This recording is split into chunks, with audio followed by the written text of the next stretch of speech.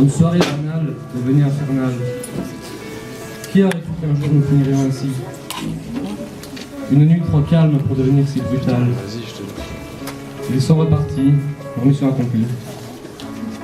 J'étais un condamné à mort, mais innocent. Un devoir pour eux, une condamnation pour nous.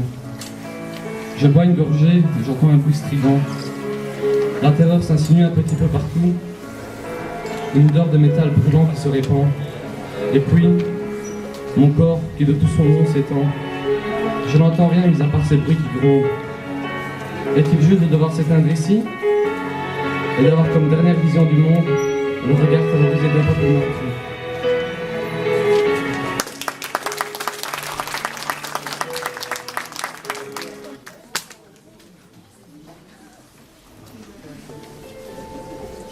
L'envol de l'ange.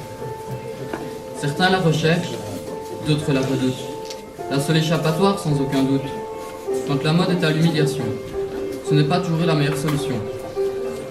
Certains la provoquent, d'autres la subissent.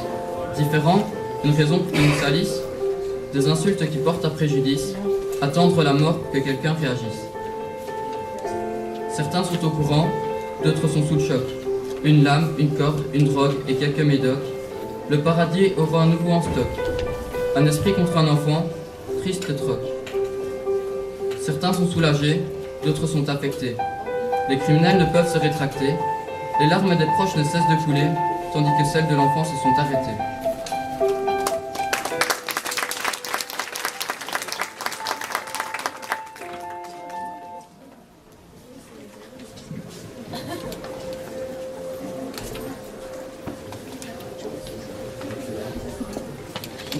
Je suis vivante. Tout est arrivé si vite. Le concert a commencé depuis 3/4 d'heure lorsque les premiers coups de feu retentissent à l'arrière de la salle. Un coup, puis 2, puis 3, puis tellement en même temps qu'on ne peut ni les compter ni même les distinguer. Une odeur de poudre nous agresse les narines et l'enfer commence. Je vois une réalité terrifiante surgir au beau milieu de cette petite salle et je ne peux plus bouger.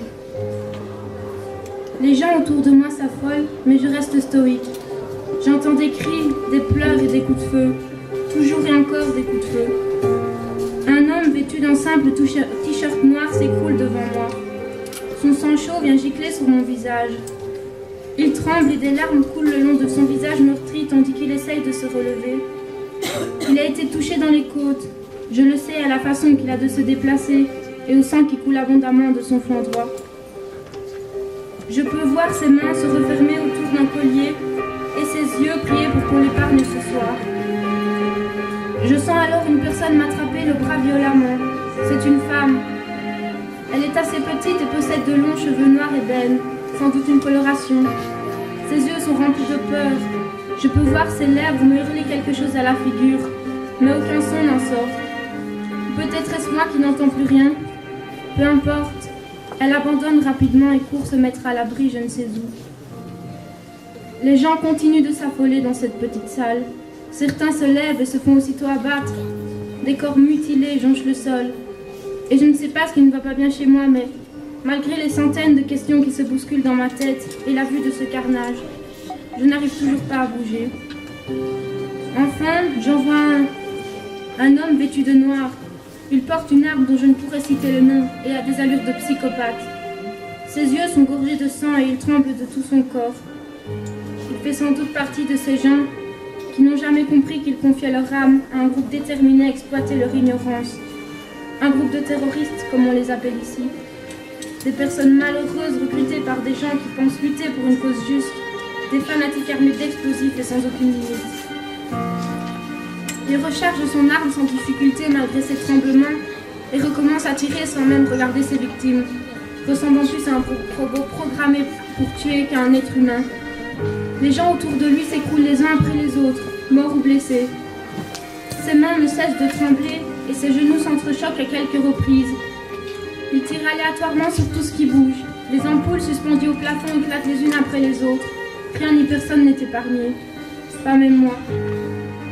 Je réagis enfin et je me laisse tomber sur le sol. L'impact de la balle me fait souffrir le martyre. Du sang rouge comme je n'en avais jamais vu auparavant coule de mon épaule gauche. Cette couleur vive et cette odeur âcre me donnent envie de vomir. Le monde s'arrête autour de moi et je ne ressens plus rien qu'une douleur insupportable qui me lance dans tout le corps. Mais je suis vivante.